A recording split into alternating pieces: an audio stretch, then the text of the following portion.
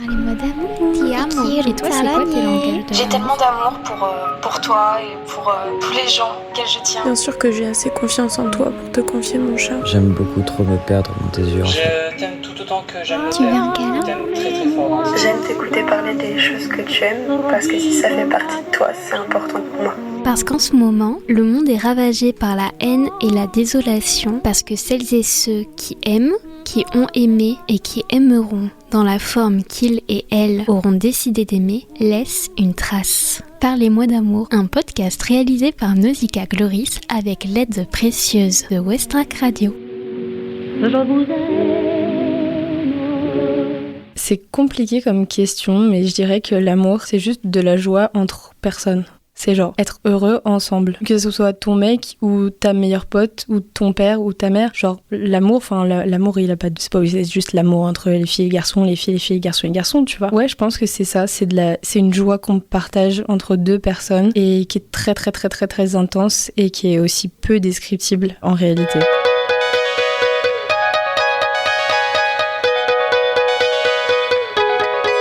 C'est trop important pour moi, l'amour dans ma vie. En ce moment, je suis en train j'essaie de calmer ma fringale de l'amour parce que je suis le genre de personne qui est amoureuse de l'amour, tu vois. Tout contre moi, tu t'imagines. Un truc hyper malsain par rapport à ça et en fait, j'ai l'impression que je suis en désintox de l'amour en ce moment. Tu sais bien que l'on glisse au bord de la piscine. Ne demande pas. Ne me demande pas. Embrasse-moi. Embrasse-moi. Embrasse-moi. Avant qu'il ne soit trop tard. Parce que ça fait plusieurs années et tu m'as jamais venu avec des histoires simples. À chaque fois, c'était toujours compliqué et il y avait toujours des sacrifices ou de la dépendance affective qui était malsaine ou de l'emprise. Et en fait, comme moi, je mets l'amour... dans ma vie, en général, je mets l'amour au premier plan. Et du coup, quand la personne en face, elle n'était pas dans cette dynamique-là, à chaque fois, je finissais par être très, très, très malheureuse. Et je pense que là, je ressens le besoin d'amour en ce moment, par exemple. Mais je sais qu'il me le faut pas. Il faut que je continue à ressentir ce besoin d'amour-là jusqu'à ce que ça soit plus un besoin ou une fringale, comme je disais, mais plus juste, si l'amour arrive, ça va être trop bien, mais voilà, c'est tout, quoi. Ça ne définit pas ma vie. Est-ce que tu t'aimes, Lola? Oui, on m'a beaucoup fait croire le contraire, mais oui, je m'aime. J'avais cette discussion avec mes élèves tout à l'heure, le fait d'accepter exactement qui on est, et en fait, là, on travaille sur des questions un peu existentielles, où la question c'était, faut-il montrer ses faiblesses? Et je leur expliquais, moi je montre toutes mes faiblesses, et une de mes plus grosses faiblesses, c'est justement ce manque d'amour et de toujours avoir envie de recevoir de l'amour de tout le monde. Et ils me disent, non, faut pas montrer ses faiblesses et tout ça, c'est horrible. Et moi je leur dis, non les gars, juste ça, tu montres tes faiblesses aux gens, et ce qu'ils en font, ça les regarde, quoi. Et en fait, c'est grâce un peu à ça que j'ai réussi à m'aimer. Juste maintenant, je m'aime, et je m'excuse plus d'être comme je l'ai fait longtemps. Je m'excuse plus d'être moi-même, et je sais que moi je suis moi et que je reste qui je suis. L'opinion des gens, c'est à eux, pas à moi. Et ça, je l'ai appris. Et c'est marrant, comme je leur disais ça, et ils avaient des grands yeux. Ils me disaient, c'est bizarre et tout. Je comprends que ça peut être bizarre, mais je sais pas, vous verrez. Peut-être qu'un jour, vous comprendrez. Là, tu parles de tes élèves, donc ça renvoie à l'adolescence. Est-ce que tu trouves qu'on change notre façon d'aimer et de recevoir l'amour entre l'adolescence et l'âge adulte? On est obligé. Ouais. On est obligé parce que à l'adolescence, on n'a rien vécu de l'amour. À part l'amour d'une mère, l'amour d'un père, l'amour des amis, tout ça, mais l'amour des amoureux, on l'a jamais vécu. Donc il peut encore nous faire énormément de mal. Et moi, j'ai ressenti l'amour trop fort quand j'étais au lycée, quand j'ai découvert cette chose merveilleuse. Et je l'ai ressenti trop fort et ça me rendait malade physiquement. Ça me rendait malade, mal au dos, mal à la tête. Je crois que la première fois vraiment que je suis tombée amoureuse, ça devait être en 4e. Ou peut-être que j'étais pas amoureuse, mais en tout cas, j'en ai ressenti les symptômes. Et pour moi, à ce moment-là, et c'est ce qui différencie de maintenant, c'est que c'était des symptômes. Je ressentais l'amour dans mon corps, dans mon ventre, partout, quoi. Ça coule partout. En toi, c'est trop bizarre. Quand d'un seul coup, ça s'arrête, parce que, oui, la première fois que tu te fais larguer, ça s'arrête, c'est une désintox, mais c'est tellement violent. Le jour où j'ai eu mon vrai premier chagrin d'amour, je pense que c'était la chose la plus violente que j'avais vécue dans ma vie avant. J'en avais jamais vécu d'aussi violentes des choses avant. Et en fait, je me rendais pas compte que c'était, je sais pas si on peut parler de violence, mais je me rendais pas compte que c'était violent parce que c'était pas physique, c'était psychologique. T'as quand même utilisé le terme de fringale de l'amour, après tu utilises le terme de désintox. L'amour, c'est une drogue ? Ouais, c'est dur, hein. Ouais, c'est une drogue parce que c'est un truc dont tu veux toujours plus et si c'est bien, et ben la personne en face, elle veut toujours plus aussi. Et ouais, c'est une drogue. Moi, je l'ai ressenti, je ressens vraiment comme ça. De pas être avec la personne que t'aimes ou que d'un jour à l'autre, ben c'est le truc du no contact quand il y a une séparation. J'ai vécu plusieurs fois ça et maintenant je me force à avoir du zéro contact du tout parce que justement j'ai compris que chez moi ça fonctionnait comme ça et dans ma personnalité donc qui je suis je deviens vite addict à des choses pas la drogue ou l'alcool ou quoi que ce soit mais à des sensations, à des émotions, à des instants et du coup maintenant je sais quand il y a quelque chose qui commence à bien se passer, je me dis attention, prépare-toi, la redescente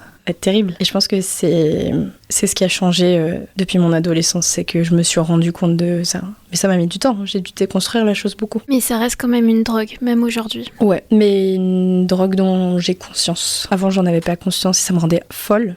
Littéralement, ça me faisait perdre la raison. Mon sens du rationnel était complètement altéré. Et là, pour moi, c'était dangereux, vraiment. Et ça me mettait dans des états de colère intense, parfois de violence verbale, dont je me suis rendu compte aussitôt. Et là, tu prends du recul, tu fais, waouh, qu'est-ce qui m'arrive ? Pourquoi je suis pas cette personne ? Je fais pas ça d'habitude. Je suis quelqu'un de gentil, aimable, sympa, tout ça. Je suis plutôt une personne douce. Et je me suis retrouvée et je me suis regardée dans des états. Je pensais pas pouvoir arriver dans ce genre d'état-là. Il n'y a qu'une drogue qui te met dans un état pareil. Est-ce que tu relationnes plutôt avec des hommes ou des femmes ? Moi, je relationne avec des hommes. Ok. Est-ce que tu penses, parce que ce genre de paroles, je les ai déjà entendues de la part de femmes où les hommes ne s'engageaient pas assez. Est-ce que tu penses qu'il y a un côté aussi où, alors oui, le féminisme entre en jeu, mais en fait l'éducation des hommes et des femmes n'est pas la même et donc les hommes donnent moins que les femmes en termes d'amour. Mais les hommes, ils sont élevés pour donner moins.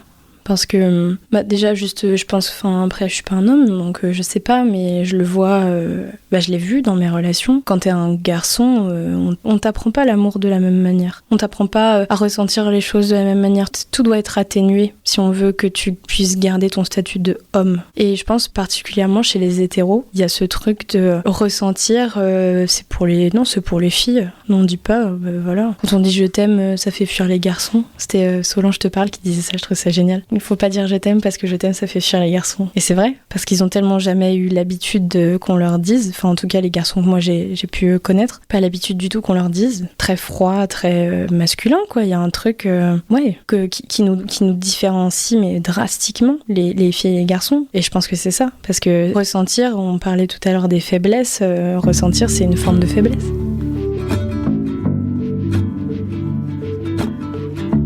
C'est drôle parce que quand t'as parlé de cet épisode avec tes élèves, j'ai de suite imaginé un garçon qui te disait il faut pas montrer ses faiblesses. C'était une fille. Ok. La première, c'était une fille qui me disait non mais madame, vous vous rendez pas compte, c'est horrible, les gens ils peuvent nous faire plein de mal. En vrai, tu retrouves ça dans l'amour aussi. T'as plus de mal à t'ouvrir quand on t'a fait du mal. Parce que t'as l'impression qu'on va faire de ta faiblesse une arme. Et moi, ça m'est déjà arrivé. Hein. C'est hyper dur, mais ça m'est déjà arrivé.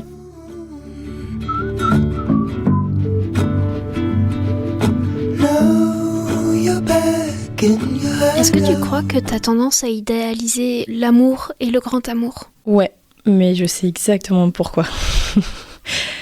Moi j'ai un papa et une maman qui s'aiment très très fort depuis bientôt 30 ans. Et je pense que j'ai jamais vu de ma vie...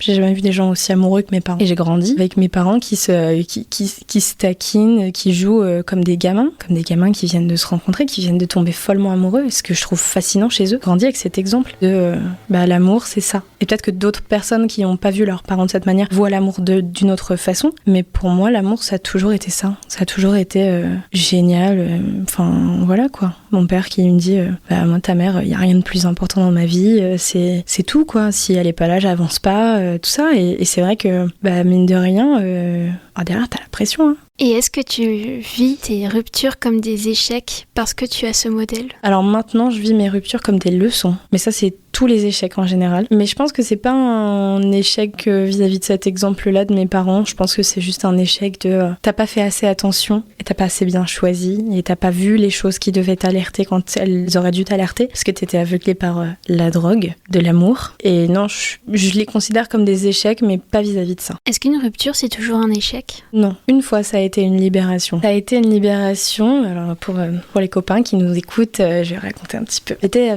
J'ai pas été pendant très longtemps, j'ai dû être pendant 6 mois avec un garçon qui était chrétien orthodoxe et qui était super croyant, ce que j'ai toujours respecté parce que j'ai été élevée comme ça. Enfin, pour moi c'était normal de respecter sa religion et tout ça, mais lui avait décidé d'attendre, c'était un PAM, et il avait décidé d'attendre le mariage pour avoir des rapports et tout ça, et moi j'avais pas choisi ça. Et en fait pendant 6 mois, donc pendant les 3 premiers mois, il m'a caché ça. Après, il a continué de tenir une espèce d'emprise psychologique sur moi en me disant mais t'inquiète, bientôt, machin, et tout ça. Il commençait à parler de mariage, ça faisait 6 mois qu'on était ensemble. Et ouais, j'étais vraiment sous son emprise. Et petit à petit, en fait, sans m'en rendre compte, je faisais des sacrifices, surtout. Alors on était des opposés, quoi. Complètement différent. Moi qui fais du théâtre, qui était au conservatoire à ce moment-là, et qui est hyper intéressé par la culture et tout ça, qui est très très ouvert d'esprit, et lui était complètement fermé d'esprit. J'ai toujours pas mis le doigt sur ce qui faisait que j'étais sous son emprise. C'était très fourbe. Souvent j'utilise cette expression-là pour les ruptures, quand elles viennent de moi. Faut que je sauve ma peau. C'est vraiment un terme que j'utilise, que tu as déjà dû m'entendre utiliser, mais fallait que je sauve ma peau en fait. Je pouvais pas rester là, j'étais misérable et j'étais pas indépendante. Je crois qu'aujourd'hui, ce qui me freine à retourner vers des relations amoureuses, c'est aussi le goût que j'ai pris à l'indépendance, parce que je fais ce que je veux alors que je veux, j'ai pas à demander à personne, j'attends le message de personne, et voilà, des choses qui m'ont rendue très malheureuse pendant très longtemps. La dépendance affective aussi. Et comment on s'en sort ? Je sais pas si c'est une très bonne technique, mais moi je travaille beaucoup, j'ai beaucoup d'amis et je sors et je fais la fête. En fait, on s'en sort, on profite quoi. Je sais pas, on s'interdit rien, mais sans se mettre en danger évidemment, mais on s'interdit rien et on prend pleine conscience de la chance qu'on a d'être libre. Parce que c'est pas donné à tout le monde déjà, et parce qu'on a vécu déjà cette emprise et ce manque de liberté. Donc en fait la nouvelle drogue qui remplace l'amour, c'est la liberté. On remplace une drogue par une autre ? Ah bah oui. Alors j'ai jamais cherché particulièrement à savoir si c'était vrai, mais c'est un peu un truc d'hyperactivité, d'une prédisposition à l'addiction qui est un peu maladive quoi. Et ouais, moi mon cerveau il fonctionne que comme ça, des obsessions, tu vois. Dans la musique, un exemple terrible et assez terrifiant, ça doit faire 2 mois que j'écoute en boucle la discographie de Taylor Swift. Et je m'en suis toujours pas lassée, ça continue. Voilà. Et c'est typiquement, c'est un truc que tu connais, un truc qui te fait du bien, un son qui est familier et qui est rassurant. Je pense qu'il y a vraiment l'idée d'être rassuré là-dedans aussi. C'est de dire, je connais ça, ouais, je connais. Donc c'est pas dangereux. C'est le doudou. C'est un doudou, c'est comme Totoro, c'est comme le château ambulant. C'est le doudou. Mais ça, c'est des trucs immuables. C'est comme la maison de mes grands-parents. C'est le truc qui n'a jamais bougé, qui ne bougera jamais. Enfin, qui ne bougera pas avant très longtemps. Et auquel, vis-à-vis duquel ta place n'a pas bougé non plus. De mes 0 à 21. Ma place vis-à-vis de ces choses qui sont immuables, elle n'a jamais changé. C'est le doudou qui n'est pas une drogue aussi. Le doudou, c'est pas une drogue, c'est ce qui va compenser le manque de la drogue. Mais je pourrais pas dire que c'est une drogue, parce que c'est fait en pleine conscience. C'est vraiment comment je réponds à mon besoin, comment je comble un vide. J'ai envie de dire, je me sens seule, je vais voir ma grand-mère, on mange du steak caché frites et on va faire une balade à la campagne. Quand je me sens triste, je me mets dans mon lit, je regarde Totoro, le château ambulant, un film avec Julia Roberts qui s'appelle Le mariage de mon meilleur ami. Voilà, vous savez tout. et c'est plus, c'est combler le vide. Mais en fait, j'ai appris à combler le vide avec des choses qui sont inoffensives, contrairement à une période où je comblais le vide avec des gens. Et ça, c'était vraiment pas cool du tout. Aujourd'hui, j'ai appris à combler le vide avec des choses qui sont inoffensives et qui me regardent que moi, qui n'impliquent que moi, en fait. Alors, je me suis vite rendu compte et ça m'a horrifiée de comprendre, d'être capable de tout ça. Mais c'est que, ouais, tu fais du mal.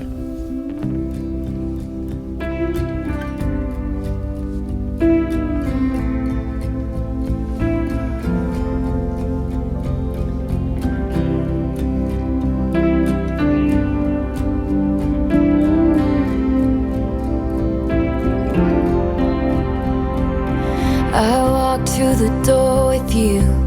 The air was cold, but something about it felt like home somehow. And I left my scarf there at your sister's house, and you still got it in your drawer even now. Tout à l'heure, tu parlais d'une ancienne relation. T'as utilisé le terme PAM, qui signifie donc pas avant mariage. Ouais. Est-ce que la sexualité, c'est important dans les relations amoureuses? Oui. Et en même temps, ça n'a pas de sens si la relation... Enfin, ça n'a pas de sens si la relation n'est pas amoureuse. Quand on est dans une relation. Quand on n'est pas dans une relation, si la relation n'est pas amoureuse, bon, ça a du sens parce qu'on n'est pas dans une relation. Si t'es dans une relation et que tu fais du sexe mais que il n'y a pas d'amour, ben en fait t'as cette injonction de l'exclusivité, ouais, de devoir toujours apprécier ce qui se passe, un peu quand même. Mais c'est important. Mais après, faut pas que ça soit non plus tout dans une relation, parce qu'une relation qui est basée, une relation amoureuse qui est basée sur la sexualité, elle peut fonctionner, mais s'il y a rien d'autre, c'est compliqué. Enfin, c'est destructeur. Oh, your sweet disposition and my wide-eyed gaze. We're singing in the car, getting lost up. Est-ce que t'as peur de retomber amoureuse? Autumn leaves falling down like Oui, parce que c'est la peur de retomber amoureuse, mais c'est surtout, la peur de se tromper. J'ai toujours eu ça. C'était le syndrome du bonnet, le professeur de théâtre qui disait ça. Il faut pas qu'elle se trompe jamais. Toujours tout parfait, tout bien. Cheveux brushing, bien habillé, pas de plis, pas de... Et dans les relations amoureuses, pour Lola, il faut que ça soit exactement... Je parle de moi, la troisième personne, ça va pas ou quoi. Faut que ça soit pareil, quoi. Faut que tout se passe bien. Et je pense que c'est le truc qu'il faut que je puisse déconstruire avant de vraiment me permettre de retomber amoureuse. C'est le fait d'accepter que ça peut ne pas bien se passer et de lâcher prise en fait. T'as du mal avec le lâcher prise? De moins en moins. J'ai eu beaucoup de mal. J'ai eu beaucoup de mal avec le lâcher prise pendant toute ma période scolaire, collège, lycée, parce que le lâcher prise était synonyme de faiblesse. Là où j'ai fait mes études, c'était quand même un lycée qui m'a beaucoup apporté, certes, mais c'était un lycée où il y avait que des gens qui étaient excellents en tout point. J'étais dans une classe qui faisait de l'anglais en plus, et en fait, quand je suis arrivée, je suis rentrée en 6e. En fait, moi, je me suis rendu compte que j'étais forte en anglais, c'était cool, mais que les autres, ils étaient forts en anglais, mais ils étaient forts partout, en fait. Et que j'étais pas dans une classe d'anglais, j'étais dans une classe de tarés, complètement. Et ce truc de l'excellence et de devoir toujours réussir, tout doit bien se passer. Je pense que ça vient vraiment de là, et ça m'a fait du mal, et j'ai eu du mal à lâcher le truc un peu.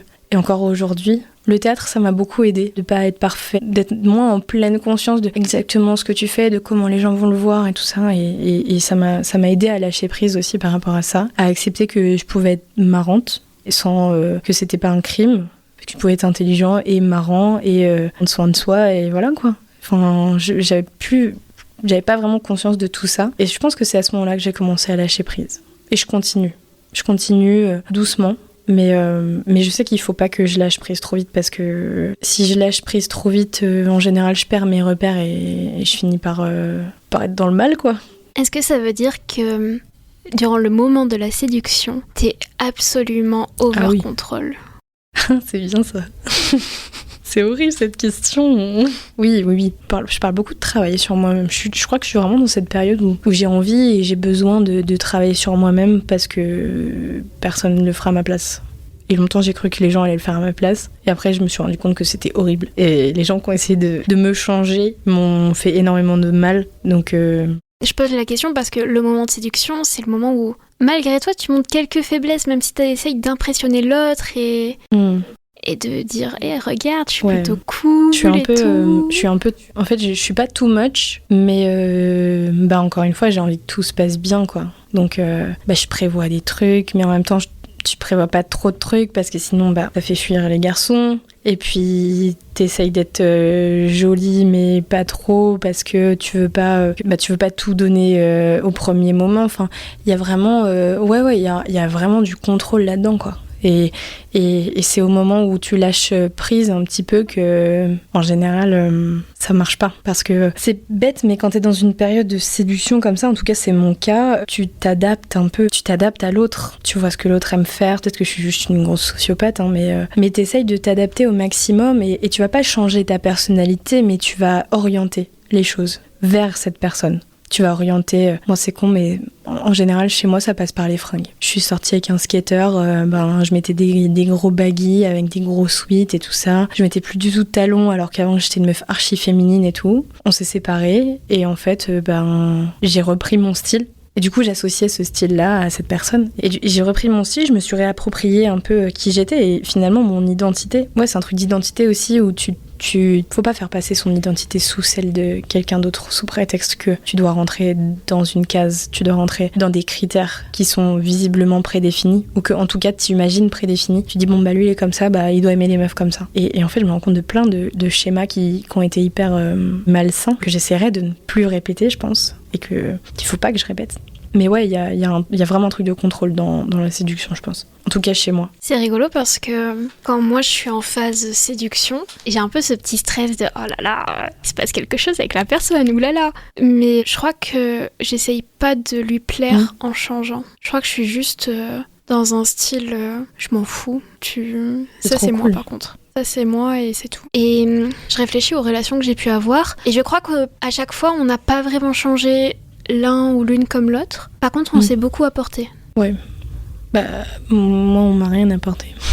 J'ai beaucoup apporté à l'autre. Enfin, en général, j'ai beaucoup tiré mes partenaires vers le haut. Enfin, en tout cas, c'est une impression que j'ai eue. C'est un peu prétentieux peut-être de dire ça, mais ouais, j'ai essayé de tirer mes partenaires vers le haut, mais jamais eux m'ont tiré vers le haut. J'étais toujours sous cette espèce de plafond de verre où je me disais, j'ai ces conversations-là avec cette personne, mais je pourrais jamais avoir des conversations pas peut-être beaucoup plus intellectuelles ou des conversations où vraiment ça m'intéresse de ouf, mais je sais que la personne, en fait, elle aura pas les outils pour parler de ça avec moi. Je sais pas pourquoi je fais ça, si c'est se mettre toujours avec des personnes qui sont en position peut-être d'infériorité vis-à-vis de toi, enfin c'est pas parce qu'ils sont plus bêtes ou voilà, mais c'est juste que c'était pas des personnes, moi je suis hyper je travaille dans la culture donc c'était hyper important pour moi et toutes ces personnes-là elles avaient pas les codes de mon monde à moi. C'est difficile de pas pouvoir parler des choses qui te font vibrer, des choses que tu aimes avec la personne que tu aimes. Tu te censures un peu puis en plus il y a eu un moment où je me censurais pour me dire ah non mais si je lui parle de ça il va se sentir con et puis après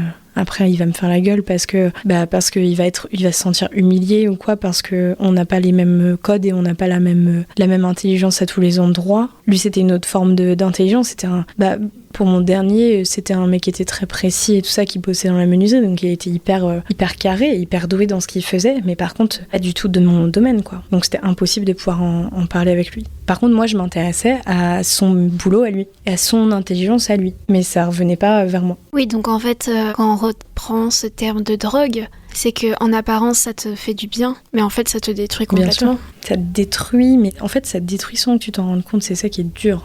Insidieux. C'est hyper dur. Et c'est insidieux, vraiment.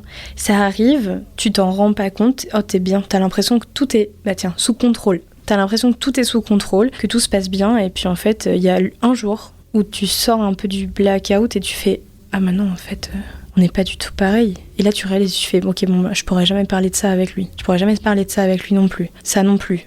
Ça, si j'en parle, ça va le saouler, donc j'ai pas envie de l'ennuyer. » Et en fait, c'était tout le temps... une espèce d'adaptation et du coup pas une espèce de course mais il y a ce truc de courir après l'attention de l'autre, de courir après ça c'est typiquement la dépendance affective vraiment, mais c'est de courir après l'attention et pour ça faut être open mais pas trop open, mais enfin c'est toute une recette bien cachée et tout à fait impossible à trouver.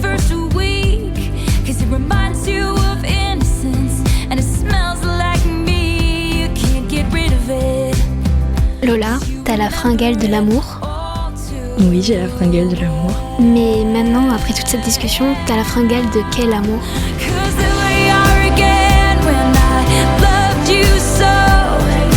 J'ai la fringale de l'amour égal.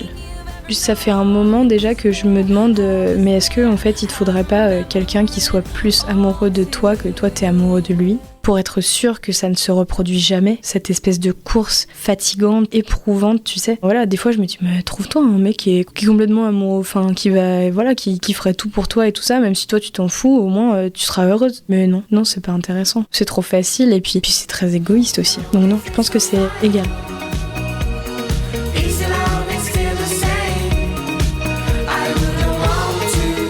Contente de pouvoir parler de ça parce que je trouve que l'amour c'est encore un sujet, même si c'est vieux comme pas possible, c'est encore un sujet qui est hyper tabou et dont on parle mais en fait on n'en parle pas vraiment et on se pose pas pour dire ouais voilà, l'amour des fois ça peut être horrible, il y a des gens qui boudent l'amour parce qu'ils ont été trop déçus ou tout ça et je trouve que c'est important d'ouvrir la porte et c'est important aussi parce qu'il y a peut-être des personnes qui pourront se reconnaître dans ce qu'on est en train de se dire ou des personnes qui sont, je sais pas, dans des relations qui les rendent pas heureux et ils perdent pas leur temps parce que tu perds jamais ton temps et d'un seul coup ils vont écouter West Track et ils vont dire grave en fait moi je veux la fringale de l'amour égal.